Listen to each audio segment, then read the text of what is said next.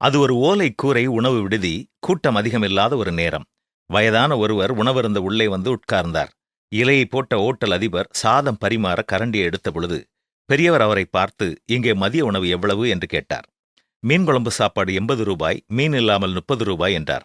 தன்னிடமிருந்த 20 ரூபாயை ஹோட்டல்காரரிடம் கொடுத்து, ஐயா, இதற்கு எவ்வளவு சாப்பாடு கொடுக்க முடியுமோ அவ்வளவு உணவு கொடுங்கள் போதும் என்றார் பெரியவர்.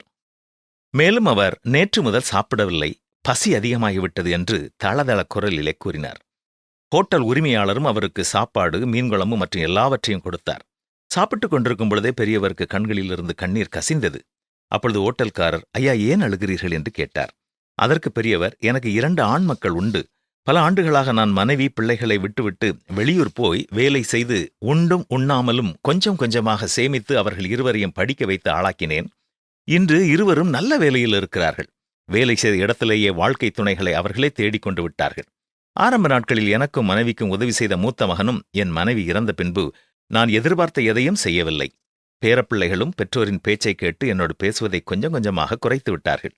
கடைசியாக தன் மனைவியின் பேச்சை கேட்டு என் மகனே என்னை வீட்டை விட்டு வெளியேற்றி விட்டான். உறவினர் ஒருவர் வீட்டில் சில காலம் தங்கி காலம் தள்ளினேன். அவர்களின் நிலைமையே கஷ்டமான நிலைமை என்பதைக் கண்ட நான் வீட்டை விட்டு வெளியேறிவிட்டேன். என் மனைவி மரித்த விபத்திலேயே நானும் மரித்திருந்தால் நலமாயிருந்திருக்கும் என்று அனுதினமும் எண்ணி எண்ணி வேதனைப்படுகிறேன் என்று கூறி முடித்தார். அவர் உணவருந்தி எழுந்த பொழுது ஓட்டல் உரிமையாளர் அவர் கொடுத்த 20 ரூபாயை மீண்டும் அவர் கையிலே கொடுத்து, ஐயா, நீங்கள் பணம் கொடுக்க வேண்டாம், ஆனால் எப்பொழுது வேண்டுமானால் என்னுடைய கடையில் வந்து நீங்கள் சாப்பிட்டுச் செல்லுங்கள் என்று கூறி பெரியவரை அனுப்பி வைத்தார். ஒருவேளை இதே நிலை உங்கள் குடும்பத்தில் யாருக்கும் இல்லாமல் இருக்கலாம்.